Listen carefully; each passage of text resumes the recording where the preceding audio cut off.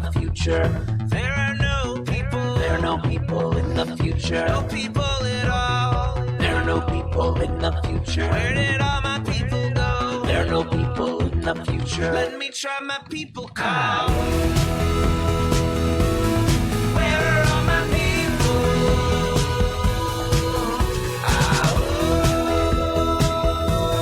Where are all my people? I guess I'll fly away now. Hey, welcome everybody to Raging Chickens Out to Coop Live for Monday, April 5th, 2021. It is a freaking beautiful day here in Bucks County, and we've got an all Bucks County show for you today. That's right, and Out to Coop Live, we talk to progressives, activists, and troublemakers of all sorts, right from our own backyards and from across the country, and even across the world. On Fridays, Sean Kitchen and I break down the good, the bad, and the ugly in state and national politics on our flagship show. But you can get both by subscribing to our podcast on Podbean, iTunes, Spotify, wherever you get your podcast, right? But you can only join the conversation live Mondays at 7 p.m. Eastern right here. And if you're listening right now on the YouTube, the YouTubes on our station, make sure you kind of like this stream, make sure you subscribe to the channel, and make sure you share it out with your friends, because that's the best way we can amplify progressive voices right here in PA, and get it all out. You can help support this show, well, in a number of ways. Well, you can become a patron for as little as $5 a month by going to patreon.com/rcpress. And if you're listening to this show live on YouTube right now, you even see right there, there's a kind of nice little tip jar at the top of the page, which is absolutely fantastic. You can check us out there too as well. Make sure, like I said, you subscribe to the show, make sure you like this stream, and make sure you share it out. And if you're looking for more PA progressive talk, right after this show, you can tune into the Rick Smith Show's live stream at 9 p.m. Eastern on his YouTube channel, Twitter, or Facebook. And subscribe to his podcast wherever you get your podcast. Head on over to the Rick Smith Show for all the latest across all of his platforms. And hey, also, by the way, don't waste a minute, but check out the newly launched Sisters of the Night Caucus podcast. You can find it on Anchor, Spotify, iTunes, or wherever you get your podcast. The first episode dropped last week, and the amazing PA women stirring the cauldron behind this podcast rock the house. Make sure to follow them on Twitter at The Night Caucus. And for all the gamers out there, make sure you check out The Game In for all your gaming needs. The Game In is a Quakertown-based, black family-owned gaming store. Not only are they friends of the show, they've got almost every gaming product you can imagine for retro N64s, Nintendo DSs, PS4s, and Switches, and they also happen to be the parents, right, of my son's best friend. So head on over there and help them out. If you've got kids, they get a discount with every A in the report card. Check them out on their Facebook page. Follow them on Twitter at The Game In. That's with 2 N's, at The Game In. Got a question about a game? Look for something hard to get? Message them on Facebook. Drop them an email at thegameinpa@gmail.com, or give them a call at 267-424-2535. Check them out online at thegamein.com. Hey, Cyril, put your mic just a little bit up, just a tad up. There you go. Perfect. Excellent. And I want to give a special shout out to Jonathan Mann, who wrote our intro song, There Are No People in the Future. Check out all his great stuff on his YouTube page, and follow him on Twitter at SongADayMan. That's at SongADayMan with 2 N's. Great stuff over there. Well, on today's show, I'm so excited about tonight. I've been excited about tonight for a while. I got to tell you that. I'm thrilled to welcome Cyril Mychalejko. How did I do with the name, by the way? I keep on forgetting to make sure I'm going to get it. Pretty good. Silent J, Mychalejko. Mychalejko. See this? I knew it. I like the last 2 times we talk, I'm like, wait, I got to make sure I'm going to do this right. Silent J. Okay. There you go. Welcome, Cyril, to the show. Cyril's a new progressive columnist for the Bucks County Courier Times, the Intelligencer. His column brings a sorely needed left progressive voice to the page of the papers that serve one of the most hotly contested congressional districts in the state, the PA First. To give you a window into Cyril's background, let me just paraphrase a little bit from his introductory column at the Courier Times. Cyril is the son of Bucks County, grew up in Holland, went to St. Bede Elementary School, graduated from Council Rock High School, and went to Bucks County Community College, where he edited the student newspaper. Finished the college on the West Coast and just kept going after that. His writing, activism, and teaching has taken him all over the country and the world. He's organized anti-Iraq war protests in upstate New York, knocked on doors in Bucks County for former Democratic Congressman Patrick Murphy, and campaigned against free trade deals like the FTAA and CAFTA in Florida. He's also worked as a human rights observer and accompanier in Ecuador, monitoring a violent mining conflict, participated in human rights and solidarity delegations in Central America, and taught at an international school in the Kurdish region of Iraq. His writing has also appeared in progressive publications such as Truthout, Upside Down World, The Indypendent, Toward Freedom, and Common Dreams. And I'll tell you, Cyril wasted like zero time jumping into the political fray here in Bucks County. On March 24th, Cyril turned his lens on an ongoing issue in the Penn Ridge School District. You've heard me talk about this before. You heard me talk about some of the kind of craziness that goes on the school board. But his article, Turning Point USA, a Trojan horse of right-wing extremism for Penn Ridge students? Just a question. It's just a question. In that article, he focuses on a growing concern by local parents and students about the far-right group, Turning Point USA, gaining access to the halls of the high school. Turning Point USA has been flagged by the Anti-Defamation League and the Southern Poverty Law Center for their documented cases of racism, bigotry, and white nationalism. You've heard us talk about this on the show now for the past several years and what they were doing in infiltrating college and universities and now pushing that down into high schools and junior highs. He also raises questions about the behavior of some of the members of the Penn Ridge School Board who have fanned the flames of extremism. And I'm hoping that this is the first of many occasions to have Cyril join us here on Out to Coop Live. Welcome to the show, Cyril. Thanks so much, Kevin. Oh man, I'm like I said, I'm thrilled to have you on. And like, you know, what I didn't say in the intro there, it's like the funny things that you got to run into. Cyril and I kind of crossed paths years ago. Right, right when Raging Chicken was getting started back in 2011, and there was all these kind of right-wing attacks that were coming. We saw the Wisconsin uprising. The stuff was crashing down here in Pennsylvania, and we kind of briefly kind of crossed paths back then, exchanged emails, chats, and stuff on Facebook, and then kind of had kind of gone off and done these other things. And then I find that this column appearing in my local newspaper, and one of my wife's best friends from college sends me a note saying, "By the way, this guy I went to high school with, right? You'd totally dig him, and he's got a column here. Check him out." I'm like, "Oh my god!" So that was kind of like the background. So I mean, there's for a lot of reasons. That I'm happy to have you on the show, and especially for the fact that I think like a lot of people that we've been seeing in response to your initial column have been really thrilled that we're going to see a progressive voice on a consistent basis in the Courier Times and the Intelligencer. So, why don't you give us a little kind of like say background? I mean, I gave like a kind of the nuts and bolts overview, from the intro. But kind of, give us a like sense of your, kind of placement, say politically, say in Bucks County, and then we could talk a little bit about what led to this column, right? What's the kind of goal of this column and what's it all about? Sure, and thanks. And I'm always happy to support independent media because that's my background. I guess I really got into politics when I was in college.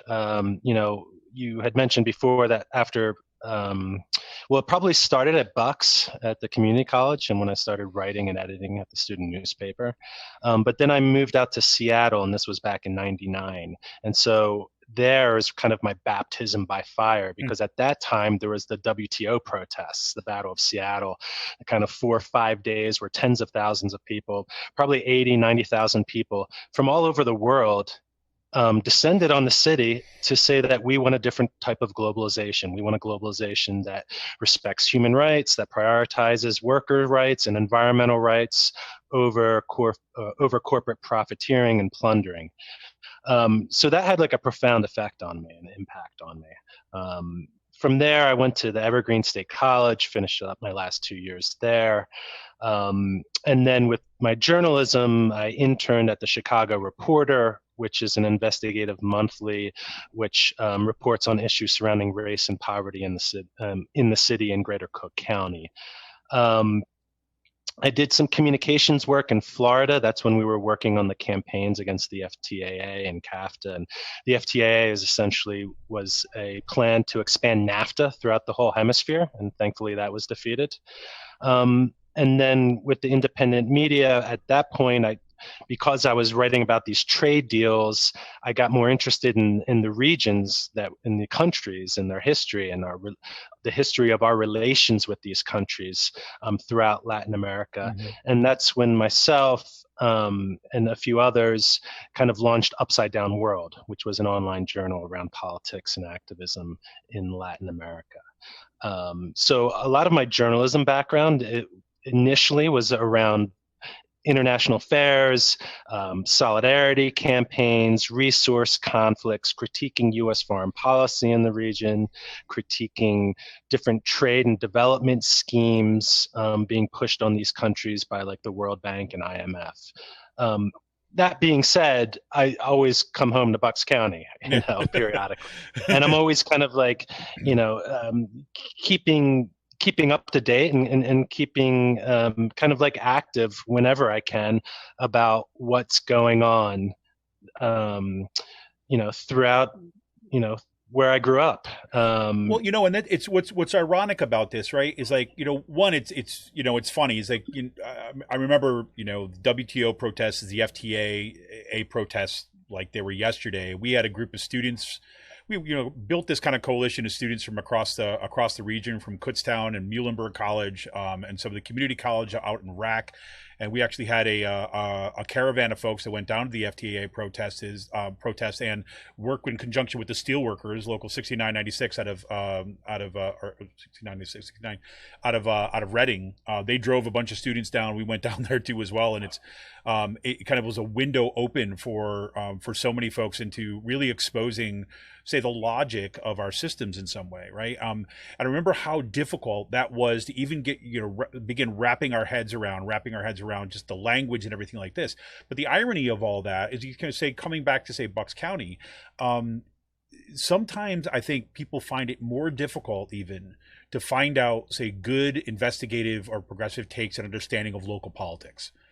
And it's like, you talk, and I found it, again, this is like a double play on the upside down world. But, again, in reality, we should know the most about what's happening down the street from us, right? And very often is the case that's the biggest kind of like, say, black hole of information and stuff. So I'm coming back and kind of even being able to share some of the kind of politics, what you've already been doing on Twitter and so on, is pretty amazing. Yeah, thanks. I mean, and again, it kind of goes back to that, like saying like about like, thinking globally and acting locally. And so that's a big part of it. And then, the way I kind of ended up with this column was that I've also been like a longtime critic of these papers that I'm writing for now. A thorn in their side, to put it probably lightly. Because so this is a story of be careful what you wish for. Is that the kind of the idea? Yeah, exactly. So I mean, what was apparent to me is just that for the longest time that there had just been a huge like right-wing bias and just like an accommodation and appeasement to right-wing voices without any kind of like strong, clear, consistent, progressive responses, let alone like no kind of reporting about how the Republican Party in Bucks County, which at one time you could say was pretty moderate, if you go back to like Jim Greenwood, right, is now just completely radicalized. And this isn't just something that just happened because of Trump. It was going on well before that, like back in, starting with like the Tea Party around like 2009, which was kind of like, in my opinion, a racist response to President Barack Obama. Absolutely. But you had the Thomas Jefferson Club in Newtown, right, which is which met at the Temperance House on State Street, and that's where all like the the big wig Republicans like to rub elbows and get together. And there, for this like political club, what was like hidden in plain sight was that they were flirting with like white nationalism and racism even back then. They had the editor of VDare, which is a white nationalist anti-immigrant website. He came and spoke to the club. No kidding. Yeah, and on their blog. So they had their own blog, and on the side with their blog roll of like websites that they recommended, you also had links to the white nationalist National Policy Institute, Western Voices World News, which is white supremacist, and just unfortunately, the papers haven't been reporting on this. And so there's this culture, there's this radicalization that's kind of like bubbling and festering without any kind of like spotlight being shown on it. So, we look at where we are today, where Bucks County is one of the top counties with the most people that went to the insurrection. You have QAnon folks like Andy Meehan, who ran against Fitzpatrick in the primary, who actually has a voter outreach and education organization. Like a legit organization. I mean, we're talking about like boots on the ground organization kind of thing. Yeah, and you're seeing this like infighting now with like between him and the traditional like Republican Party. But regardless, I mean, we have a QAnon follower, right, who is just, when he announced his candidacy, he just was just blasting it out to all the Q hashtags and had someone on video with a QAnon shirt behind him. He is educating, quote unquote, educating and kind of shaping the political thought within the Republican Party of Bucks County without any real like critical reporting or oversight of that. Well, this, this is one of the things that's been remarkable to me. I had, I was talking to, this guy who works in a PA Republican or Bucks County Republican politics, and nice guy. We were able to kind of, talk politics in kind of like, rational ways, right? Like, obviously disagreements and all this other kind of stuff. But one of the things that what it brought out when we started talking about what was happening with the rise of Trump, right? And it wasn't just about Trump. It was all the kind of stuff that you're talking about. He's saying basically, he's like, we're about to lose control of the party. And, he said to me, basically, like, this has been what we thought was on the margins, that people you can just kind of ignore and they'll go away for a while. But they're at the point right now where we're at the edge of kind of, running the party. And that was the big concern. And this was a couple of years ago, right? And now we've got like Meehan sitting there actually having, going out doing this voter education stuff, recruiting people to run for candidacies and getting people kind of on board with a particular understanding of what's at stake in any particular election. Yeah, absolutely. I mean, and then, we just saw like John Boehner just like released a book, just kind of, I love it. Just verifies what you just said. Yes. Did you hear the audio clip that was released with it? Like initially, it was like the funniest shit I've ever, like, I mean, literally, it was like, really? Nobody likes Ted Cruz. Like, that's the moral of the story. Right. But yeah, so, I mean, obviously he probably should have written or published that book quite a few years back, because that would have had more of an impact. Right. But regardless, it's still out there. It's still kind of verifying what your friend just said. And, I have friends that are Republicans in the county too, that are just like, what the hell's going on here? But yeah, and then, with your voter outreach, I mean, that's what's so important, because we're seeing is just like, the right has been methodical with making inroads into local elections, whether from the state legislature down to the school board, like what we see with like in Penridge with Joan Cullen, and just the way that they handle their affairs there. So that's why it's so important that we kind of like, one of the things I want to do with the column is just kind of galvanize and just use it as like an organizing tool for progressives throughout the county to see what's going on, because we haven't really had that before. And we need like all hands on deck in order to kind of not only push back this like right-wing onslaught that's been happening, but to kind of retake power through elections from them. Yeah, absolutely.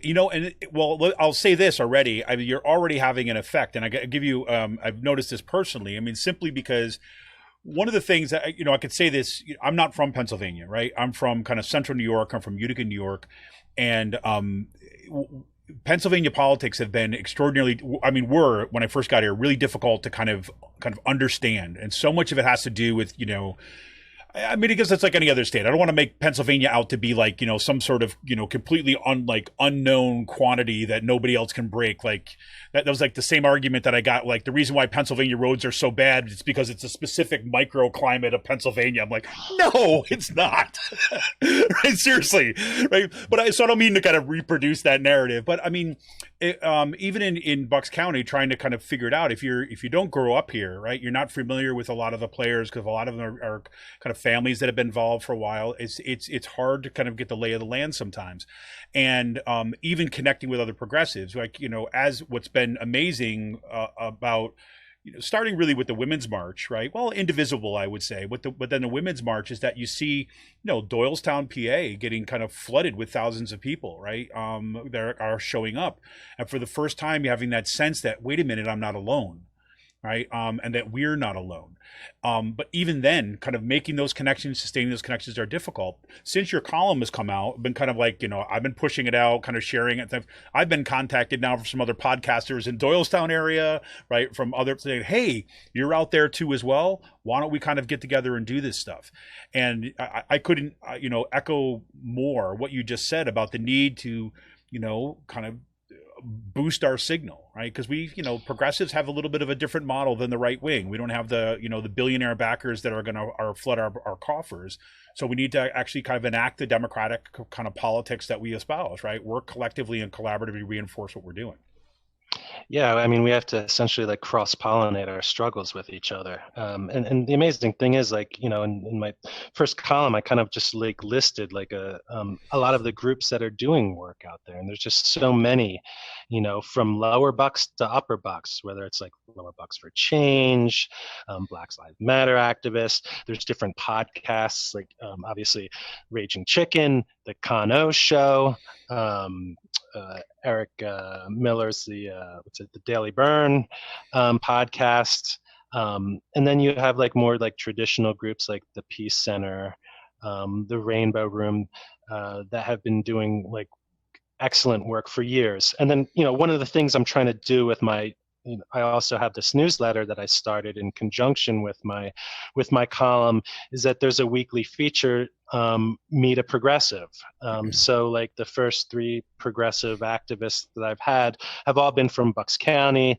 You had Michelle Longino, 21, who's just a Gen Z peace activist. Barbara Simmons, longtime executive director of the Peace Center, and Kevin Levine, who runs Bucks County Anti-Racism Coalition. And that's just one of the ways that we need to like get to know each other, get to know the work that we're doing, and then the idea is to kind of lay out ways where people can get involved with each other's struggles and organizing efforts. Yeah, this is like, this is an offer to any folks who are listening to this podcast. They're kind of checking this out. I mean, and this is the kind of thing where, I've already reached out to a couple of these folks that, that you've spotlighted. Just say, hey, listen, you're doing this work to have you on. If you want to come on the show and talk about the work of what you're doing, right? The way that we kind of reinforce each other's work, because I think is so critical. I should give it a plug too as well. What Cyril was just talking about. He's got his newsletter on Substack, right? And you can check that out at yes. Cyril Mychalejko. Did I get it? Yes. Yeah, there you go. .substack.com. I will put a link in the show notes. So definitely check that out too as well. Make sure you subscribe to his newsletter too as well. So okay, so you kind of got the newsletter running. You actually got the space in the in the Courier Times, the Intelligencer. They reluctantly kind of say, okay, we're tired of hearing you complain. Like, if you want it so bad, kind of come on and kind of do this. So you kind of set it out. We got that first column. I think you did a nice job, I think, of laying out, kind of the background and perspective and so on. The one thing that I think might have surprised people, I don't know, I found it particularly gratifying, is that you didn't really waste any time before you really kind of went right to the heart of the matter of kind of an issue like right here at the Penridge School District, right? Sure. So like I mentioned up here, now I'm in the Penridge School District. This has been an issue that, to use an overused expression these days, I felt seen, right? Even in that kind of, in your first column, when you kind of mentioned Joan Cullen, when they had the Penridge students who walked out, the Penridge 225 or 220, I can't remember the number, who walked out in support of Parkland. Yeah, the Parkland walkout, Parkland students after the massacre down there. She was just like saying horrible things about some of the students who are actually participating in that. And she's been kind of a real kind of extremist voice on there. So you start this column, and I don't want to kind of like, steal your thunder here too much, because but you start us about looking right at kind of TPUSA, and their kind of, inroads they're making into the high school. So why start there, right? Kind of like right in that kind of, in the midst of a school district, right, in Bucks County, that has, this has made the news in several different locations, but looking at what's happening with TPUSA. So talk us a little bit through about that first column and what you see happening at Penridge.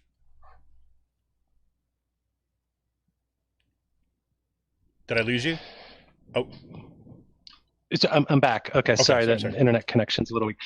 So one thing I wanted to do with my column is just be a kind of a platform for progressive voices, concerns, and solutions. And one of the concerns which you just laid out there was this radical national organization being allowed into a high school without any kind of oversight, transparency, or accountability. So like what we see with Turning Point USA is that they have racism, extremism, conspiracy theories embedded in their DNA. Now, I kind of laid out in the column the rogues gallery of like former, officials with the organization, national organizers, as well as speakers at student summits who are Nazi sympathizers, right, who say, I hate Black people, period, who equate rape with regrettable sex, who are talking about Biden being a socialist regime and that the election was stolen. Never mind that Turning Point USA actually bussed hundreds of people to the insurrection, which was planned ahead of time, which everyone knew not only within the right, but outside of it who monitor it, that something was going to happen there. So parents and students want to know is, why is this organization that's just got such a taint of racism and white nationalism on it allowed in the school? And shouldn't parents be concerned that their students could be influenced by this? These are impressionable kids. These are not adults. If, say, they go to the student summit and they're hanging out with one of these white nationalists that went to like Charlottesville, who's to say like how whether or not they get seduced by that? And then you have like the Anti-Defamation League, which tried numerous times to call the superintendent as well as the principal. They couldn't get through. They ended up sending a certified letter about their concerns that there should be no place in a public school for a group like this, and no response, right? Not to mention that the board has been stonewalling right to know requests by a local activist. So like this is the type of thing that I want to write about, because sunlight is the best disinfectant, right? Right. And so we need to bring this to light so that the community knows what's happening. And they might not know about it because there's no transparency, like I said, with the school board. Well, and it's remarkable. I mean, do you have a sense of how that they're unable or not cooperating with a right to know request? I mean, are they just kind of putting a bunch of delay tactics in front of it? I mean, obviously, anytime you put a right to know request in, you're almost always going to hear them say, well, we need 30 days or whatever to get the results back. But what's the non-cooperation? What's at stake there? Sure. I mean, they're just not being forthright. They're kind of like dancing around the issue and not just giving clear and concise answers, right? So this is why local elections matter so much, and this is why people need to kind of like get involved locally. There's a school board election coming up. There's a slate of Democrats and Republicans. Unfortunately, Joan Cullen is not up for re-election, but one of her acolytes is running, Ricky Chaikin, who, according to her Parler profile, the photo is an American flag with a giant Q. So what's it? Ricky? What's the last name again? It's Chaikin. Let's see. It's Chaikin. So we're going to make sure we're going to get that. We're going to put that on blast too as well. So, I mean, we've had some stuff circulating around that mainly has come from you on this one, but pointing out exactly what's going on. So I honestly don't think that people understand how deep this goes, right? In the sense of you have like people on the school board who are kind of making decisions over like, who gets access to school, what the curriculum is going to be, and what information gets out, are members of a Q conspiracy. I mean, it's really astonishing. And, again, let me be clear. Let me be clear about one thing here. Why this matters, right? I want to be very clear that this is not about painting a broad brush about the Pennridge School District, right? Because I can tell you right now is that the teachers in that school they've done one hell of a job. I mean, I'm looking at what they've done throughout the pandemic. I'm looking at the relationships that I've had with some of the teachers and the principal at like the elementary school, for example. And you got really hardworking people that are dedicated to education. That's what I mean by not pointing in a bad brush. The thing is, if we want to preserve that, right, and we want to make sure that these school districts, right, are kind of free of the kind of like the hate and violence that's going on, these are the things we need to pay attention to. And I can't remember if I shared this with you or not, is that my son is doing all online stuff now. Because they didn't have the option at his middle school to kind of do a hybrid situation. So we didn't know what was going to happen with the pandemic, obviously, in here. But he heard through some of his friends that, the principal had to come into some of the classes and tell the students to stop the racist comments. Right. I mean, went into classrooms because there had been what the specifics were, I don't know. But we know in this particular context, right, if you have an organized, like, let's be clear, Turning Point USA is not just like a student organization that is, spreading from word of mouth across the country. It is a billionaire-backed organization that is designed to purposely to recruit high school and college students, right, to these far right organizations, right? Think of this as, it's your gateway drug into the far right. And sure. And so that's the reason why this becomes so important to look at, and which distinguishes something like Turning Point USA from like, I don't know, a kids honors club or a chess club or something like this, or even a Republican club and a Democratic club, right? I mean, that's the distinction here. Am I right? No, absolutely. And then the point of the article wasn't to say that there shouldn't be conservative clubs for students to kind of like explore ideas intellectually, but it's not like Turning Point USA is actually like, discussing like the free market ideas of like David Ricardo, or like Adam Smith. And what's even more troubling is like you were talking about like them kind of like being a recruiting ground for like junior high and high school.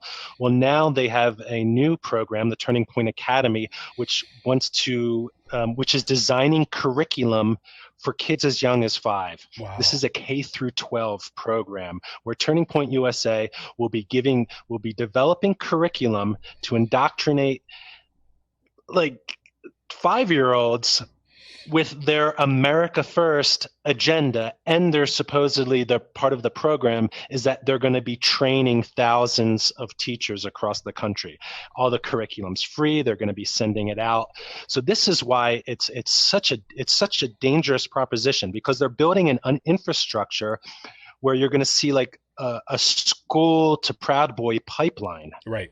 And then and the indoctrination begins at 5. That should be horrifying to everyone throughout Bucks County, not just in Pennridge.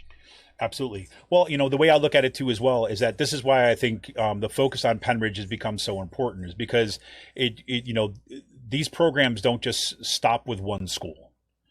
Right. They look for places to kind of build their roots and plant their seeds and grow out from there.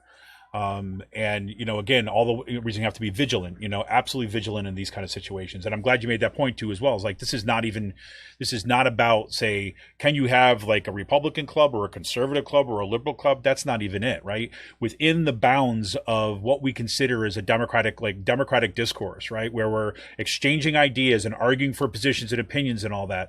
Something like Turning Point USA and the Proud Boys is where you've kind of crossed a line, where you've said basically, no, we're no longer relying on persuasion. We're going to be relying upon indoctrination and violence as a way to kind of perpetuating a particular, a white supremacist way of kind of thinking about the world. So say kudos to you. So I'm just curious, what has been the response to this. I mean, because I know that there's people that are afraid of even kind of speaking up about some of these things because they're worried that, this is such a conservative area. So I'm curious what the response has been like.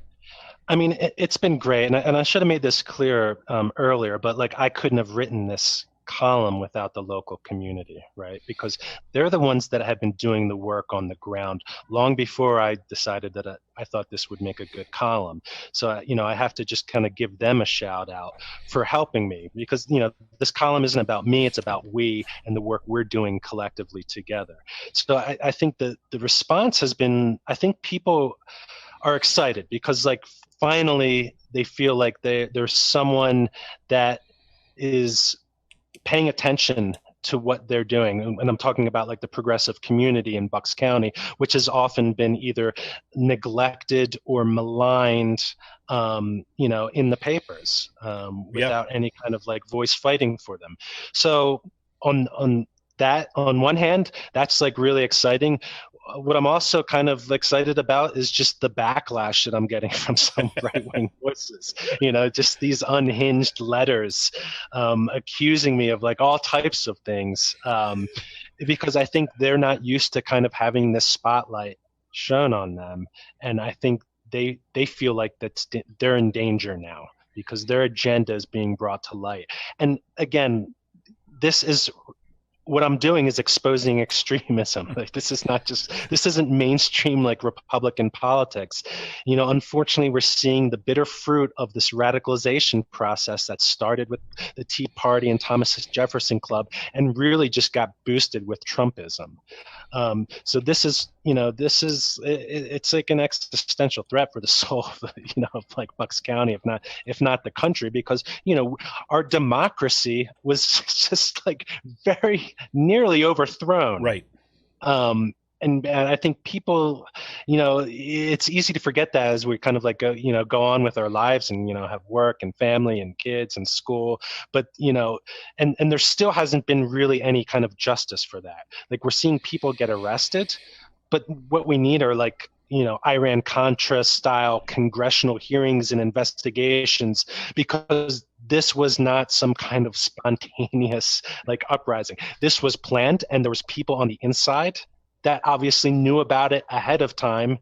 And the whole police response was just ridiculous, right? If those were Black Lives Matter protesters, it would have been a bloodbath. Totally. Absolutely. So, yeah, I mean, that's where we're at. So again, like I said, like, I've just been, I feel kind of like really grateful and blessed to have so much support from the progressive community in Bucks County, because what I want to do is just highlight the work that they've been continuously doing for years now, and just kind of shine a light on the wonderful organizing, education, mobilizing they're doing, while unmasking like the grotesque Republican radicalization that's been also happening on the flip side of that. Wonderful. Well, before I'd be remiss if I didn't let you know that Kawadowski from Kurdistan says hello. Hey, Kawa. Yeah. So if you have any need any proof that you've got like people from around the world are reaching out, we just got the comment coming on YouTube. So it's all right Nice. back. How cool is that? No, well, cool. So when you say, we have here another comment just came in here too as well. Bucks County progressives are thrilled to finally have some representation in our county's paper of record. JD Mullane's Red Hat output has gone unchallenged too long. Right, so that's a hats off to you. And that's from Kirsten Zolfo. Yeah. And I'm actually, I've offered to debate JD, but that request hasn't been met yet. So hopefully in the future, sometimes. Well, let me get your kind of like thoughts on this too as well. I hope that comes through too as well. I'd love to see this, but it's something you kind of mentioned about shining light on things and so on. I'm curious your take on this. Is one of the things that I've been frustrated, and this is kind of a little bit more meta than specific here in Bucks County or whatever, but it has to do with like how we deal with this kind of extremism. One of the things that we were, Sean Kitchen and I want to say we, in this case, at Raging Chicken, were kind of particularly frustrated about is that when we started basically pointing out these rise of white nationalist organizations, right? Focus on white supremacist organizations, particularly with flyering college campuses, for example, cross burnings that were happening, like, just 15 miles outside of Harrisburg. These kind of sporadic kind of upticks of kind of racist violence that were happening across the state. We were frequently told when we were reporting on this stuff and talking about this on the podcast or writing on the page of Raging Chicken that we shouldn't give them a platform, right? That if we just ignore them, they'll go away, right? That, and Sean and I have consistently said that's a load of hogwash, right? Because if you allow them to kind of like go unchallenged, right, they will occupy the vacuum, right? And they will go in and they will get their virus into, I hate to use that as a metaphor at this point, but like into the community. And it seems to me is like what you mentioned at the onset here, what's happened with the Republican Party in Bucks County is a perfect example of this. When left unchallenged, these folks, they present a serious challenge to our democracy. No, absolutely. No, I agree with you. I last June I wrote about a New Jersey white nationalist group that was flying throughout Bucks County. They've been doing and they're one of the groups that have been highlighted by the ADL's annual reports about like right-wing propaganda. So I think you have to report on them. I think maybe, I had an activist who I really respect because he's done a lot more work around these issues than I have, suggest that maybe you don't like put their names in. There's certain times when you might not want to kind of put their exact name in. Mm-hmm. But again, like if you leave this unchecked, like you said, they make inroads and become more mainstream. So I think at every turn we should be kind of shining a spotlight on any kind of like radicalization, white supremacist, white nationalist organizing and work that's going on throughout Bucks County or anywhere for that matter. And we know that like, Pennsylvania is ripe for it as well as for like militia groups. And I think there's like a white nationalist publishing house in like Quakertown as well.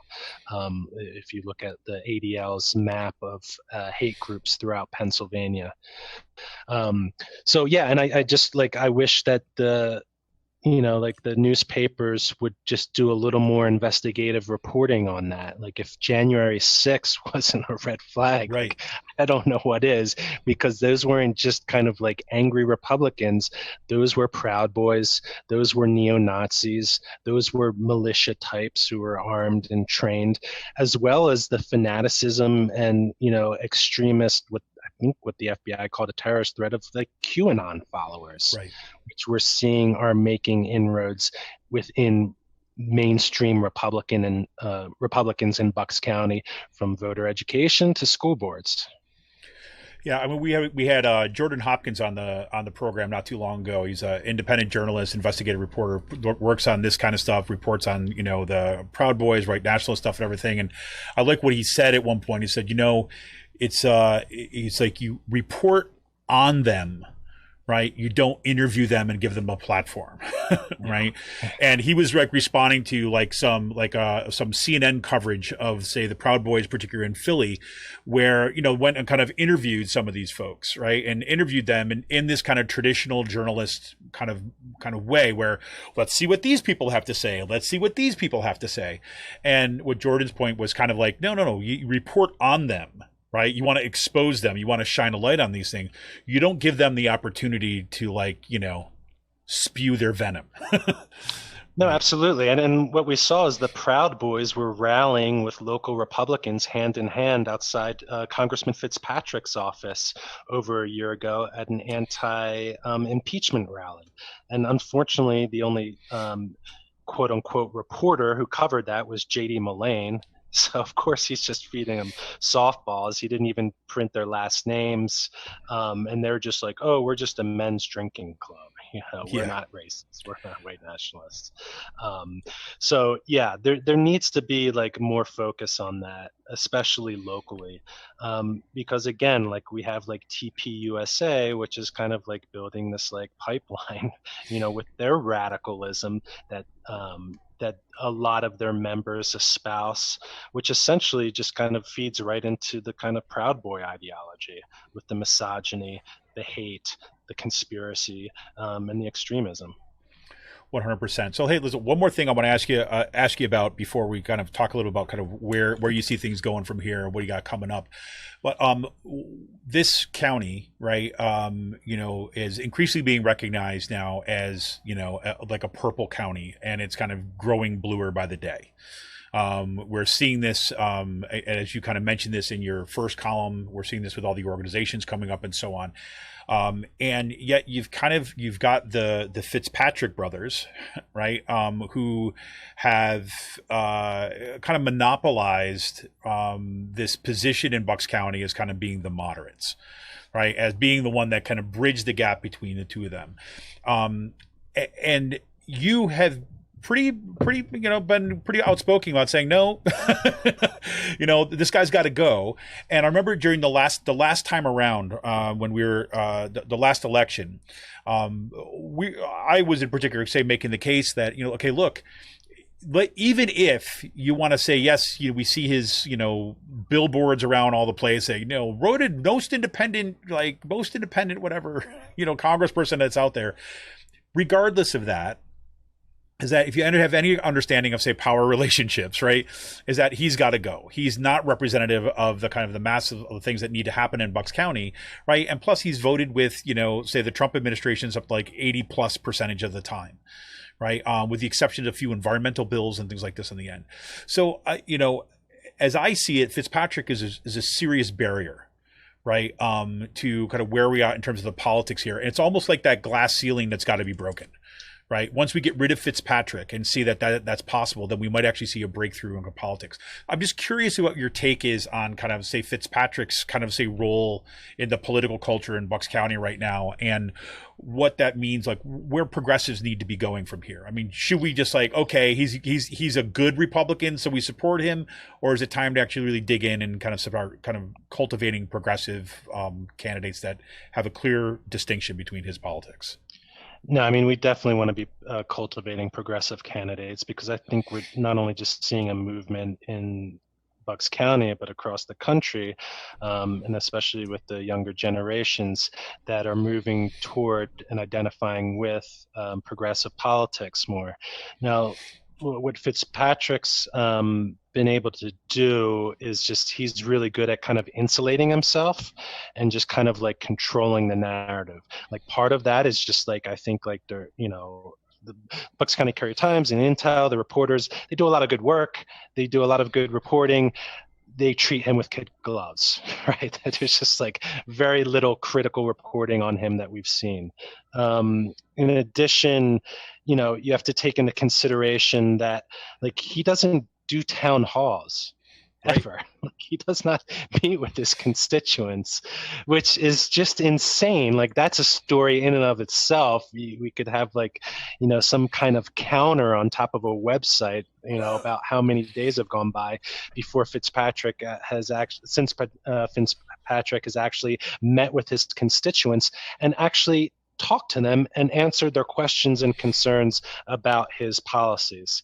Now, this whole idea with like him being like a moderate, he does vote pretty strategically, but at the same time, like, after the Proud Boys were rallying outside of his office in Middletown, like I didn't hear anything saying like I denounce or repudiate them and renounce everything they stand for.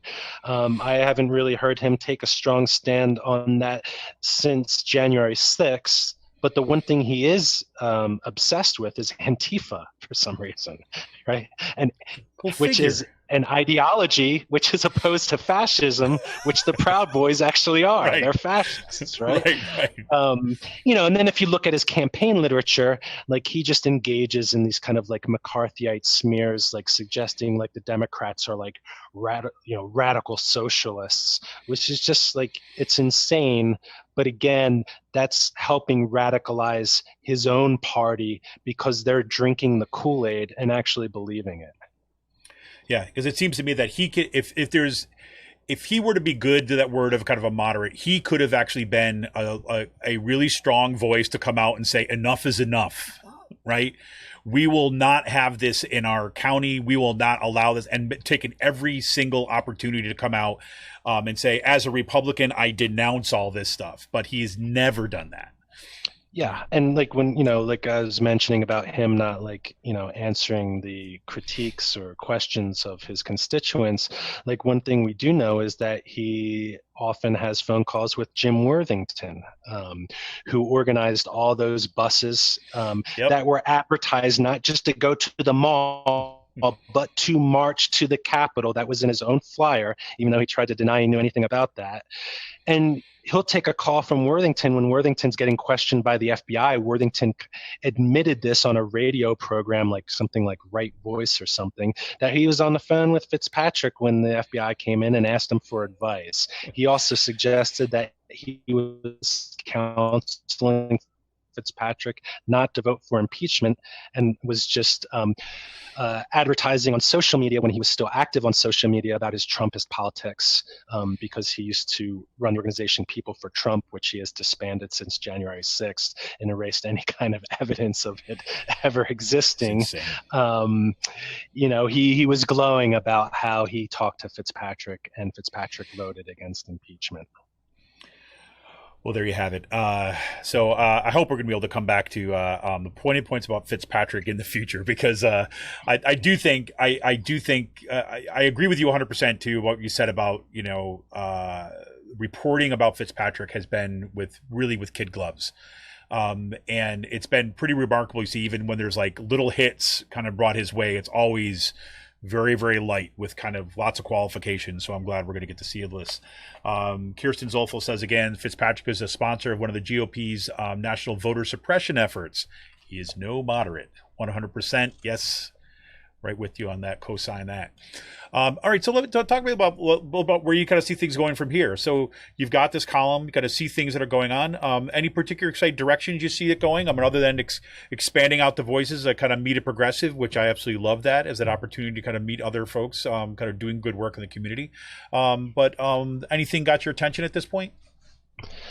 Yeah, I mean, obviously, at some point, I'm going to turn my attention to Fitzpatrick. Right? So, that definitely. I wasn't hoping you were going to say that at all. Not at all.